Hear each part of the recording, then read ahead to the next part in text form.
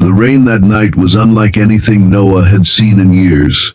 Thick, relentless sheets pouring from the sky, hammering the streets as if the heavens themselves were trying to wash the world clean.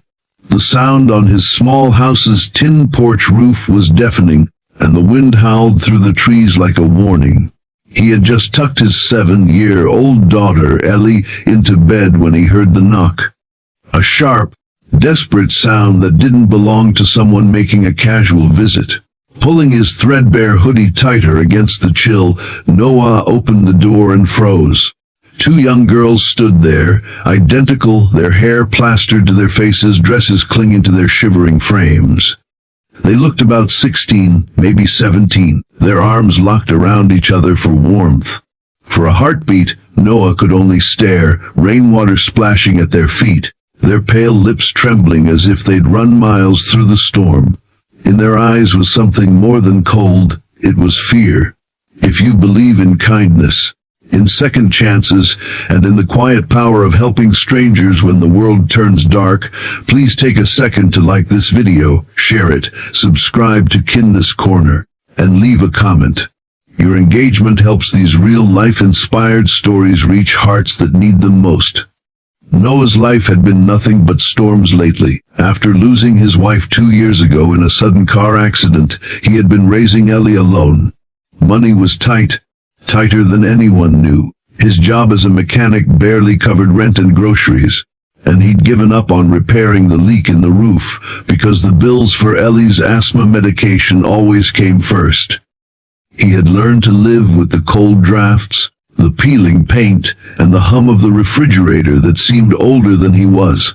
But he had not learned to live without a heart for people in need. So, without hesitation, he stepped aside, ushering the girls into the warm glow of the small living room, ignoring the puddle of water forming on his worn carpet. They didn't speak at first, only glancing nervously at each other, their identical expressions a strange mix of relief and reluctance, as though they weren't sure if stepping inside was the right choice. As they stood dripping by the couch, Noah noticed the cuts on their hands, the smudges of dirt along their arms. Their dresses, deep red and far too thin for the weather, clung to them like second skin, the fabric torn at the edges as though they had been caught on something sharp. He brought them towels and the biggest sweaters he could find from his and Ellie's drawers. Ellie peeked out from her bedroom, eyes wide at the sight of the strangers. In her small, trusting voice, she asked who they were. Noah wished he had an answer. The twins finally spoke, their voices trembling as they introduced themselves as Anna and Grace. They said they had been walking for hours after their car broke down, and that they had nowhere to stay. Something in the way they avoided his gaze told Noah there was more to the story, but he didn't press.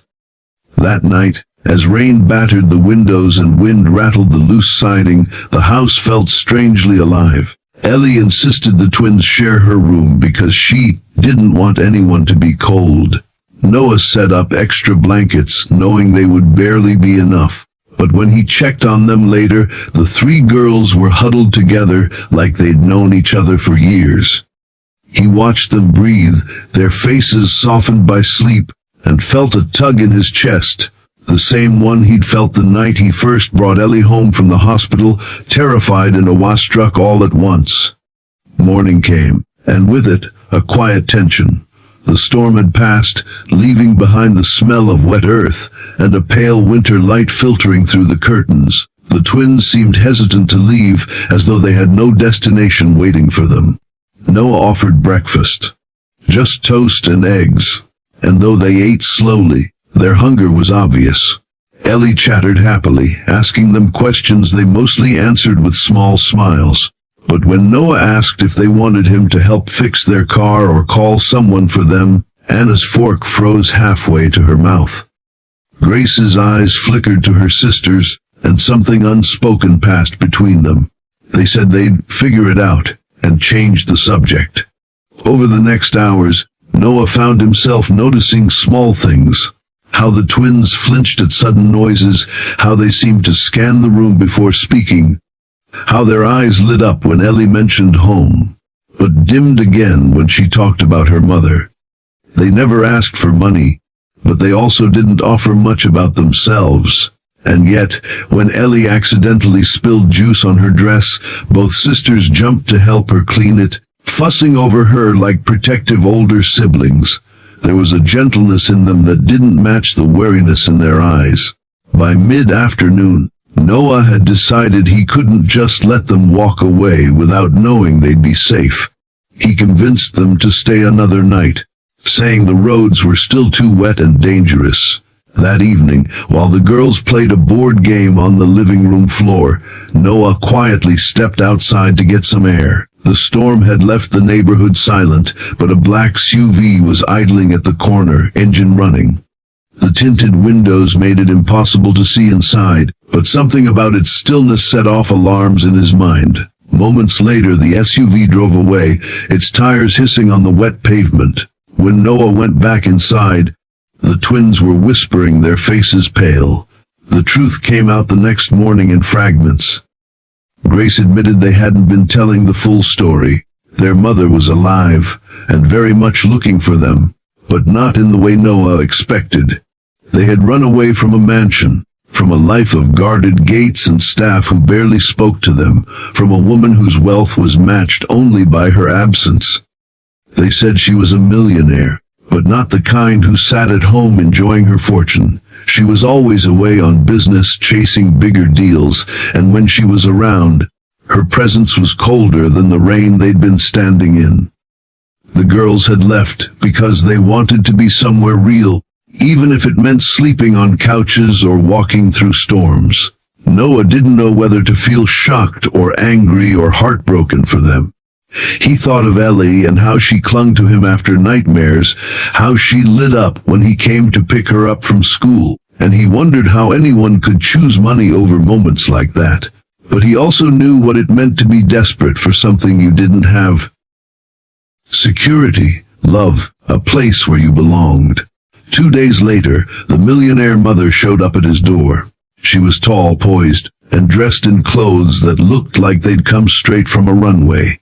Her car, the same black SUV Noah had seen, gleamed in the driveway. She didn't knock so much as announce herself, and when the twins saw her, their shoulders stiffened. Noah watched as the woman's eyes swept over his humble home, over the peeling paint and the second-hand furniture, and he braced for judgment. But instead, her gaze softened when she saw her daughters. The conversation that followed was quiet, tense, and full of pauses, but by the end of it, Anna and Grace hugged their mother with tears in their eyes. Something had shifted. Before leaving, the woman turned to Noah and thanked him, not with the shallow politeness of someone used to giving orders, but with the sincerity of a parent who had just realized what they almost lost. A week later, Noah found an envelope in his mailbox. Inside was a letter and a check large enough to cover months of rent, repairs to the roof, and Ellie's medication. In the letter, she wrote that his kindness had reminded her what truly mattered, and she intended to make changes. Not just in her business, but in her family. If this story has touched your heart, if it's reminded you of the power we hold to change someone's life through simple acts of compassion, please like, share, and subscribe to Kindness Corner. These are the stories the world needs more of, and your support makes them possible.